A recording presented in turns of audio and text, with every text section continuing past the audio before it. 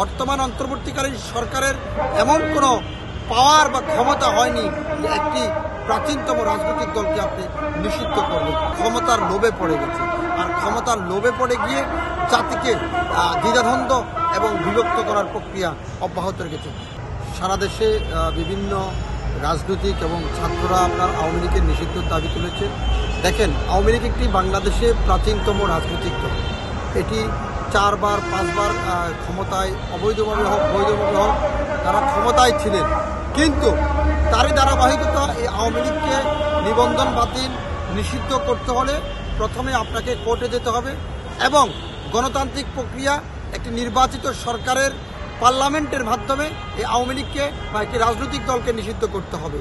বর্তমান অন্তর্বর্তীকালীন সরকারের এমন কোনো পাওয়ার বা ক্ষমতা হয়নি যে একটি প্রাচীনতম রাজনৈতিক দলকে আপনি নিষিদ্ধ করবেন। অর্থাৎ আওয়ামী লীগ 5 তারিখে পালিয়ে গেছে, 5 তারিখে সেটা জনগণের মন থেকে নিষিদ্ধ হয়ে গেছে, কিন্তু আওয়ামী লীগের কথা নতুন করে পুনর্বাসনের কথা আসবে কেন? কিন্তু গণতন্ত্রের জন্য যারা 17 বছর সংগ্রাম আন্দোলন করেছে, আজকে তারা নিজেদের ভিতরে ক্ষমতার ভাগাভাগি নিয়ে দ্বন্দ্বে মেতে উঠেছে। এই দ্বন্দ্বের ভয়ঙ্কর রূপ ধারণ করছে, আর এই রূপ ধারণের মাঝেই আওয়ামী লীগ তার অবস্থান জানান দেওয়ার চেষ্টা করছে। আমরা আওয়ামী লীগকে বাংলাদেশের রাজনীতি করার সুযোগ দেওয়া প্রয়োজন, কারণ এই কারণে প্রয়োজন যে আওয়ামী লীগ যদি রাজপথে না নামে তাহলে 17 বছরের যে ক্ষত বিক্ষত আমাদের দেহগুলো সেটা আমরা কিভাবে পূরণ করব? আমরা রাজপথে তাদের সাথে মোকাবেলা করতে চাই, যে রাজপথে আমাদের ভাইকে হত্যা করেছে, আমাদের মা বোনকে দর্শন করা হয়েছে, আমাদের ভাই বোনকে গুম করা হয়েছিল। আমরা তাদেরকে প্রমাণ করে দিতে চাই, রাজপথে আমাদেরকে যা করেছো তার থেকে দ্বিগুণ নেওয়ার জন্য প্রস্তুতি নাও। কিন্তু আওয়ামী লীগকে আপনি পুনর্বাসন করা কার চাচ্ছে? আওয়ামী লীগকে যারা পুনর্বাসিত করার চেষ্টা অব্যাহত রেখেছেন তারা জাতির শত্রু, দেশের শত্রু এবং সারা বিশ্ববাসী মুসলমানের ইমানের সাথে তারা খেলা করেছে।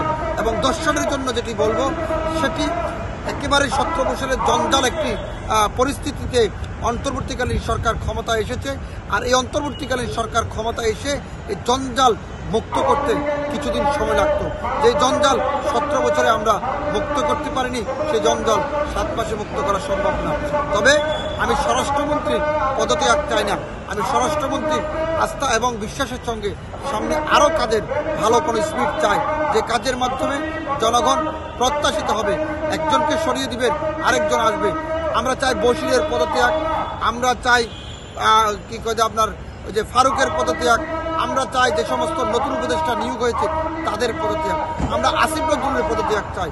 কারণ এখন পর্যন্ত কেন আপনার আইনের মাধ্যমে আওয়ামী লীগকে নিষিদ্ধ করার প্রক্রিয়া উনি করেননি? ওনার পদত্যাগ প্রথমে করতে হবে, কারণ উনি ব্যর্থ, উনি ব্যর্থ। উনি একটা কথা বলেছেন, যদি কখনো দায়িত্ব পেতাম জীবন দিয়ে দেশের জন্য কাজ করার চেষ্টা করতাম। এটাই কি তার চেষ্টা? এরা বাচ্চা ছিল, হঠাৎ করে বাংলাদেশের গণ অভ্যুত্থানের ছাত্রদের সামনের সারিতে আনার কারণে তারা নেতৃত্বের একটি আল্লাহ পাক তাদেরকে প্রদত্ত দান করেছে, সুযোগ করেছে। কিন্তু আমার কেন জানি মনে হয় তারা সেই সুযোগটাকে হাতছাড়া করে ক্ষমতার লোভে পড়ে গেছে, আর ক্ষমতার লোভে পড়ে গিয়ে জাতিকে দ্বিধাদ্বন্দ্ব এবং বিভক্ত করার প্রক্রিয়া অব্যাহত রেখেছে। হাসনাত এবং সার্জিদকে আমার কেন জানি মনে হচ্ছে তারা দেশের জন্য কাজ করছে নাকি নিজেদের আখের গোছানোর জন্য কাজ করছে, এটি পরিষ্কার নয়। যারা যে সমস্ত ছাত্ররা সামনের সারিতে এসে আন্দোলন করেছে, আজকে তারা নিজেরা বিভক্ত হয়ে পড়েছে এবং তাদের সাথে রাজনৈতিক অঙ্গনগুলো বিভক্তির পথে।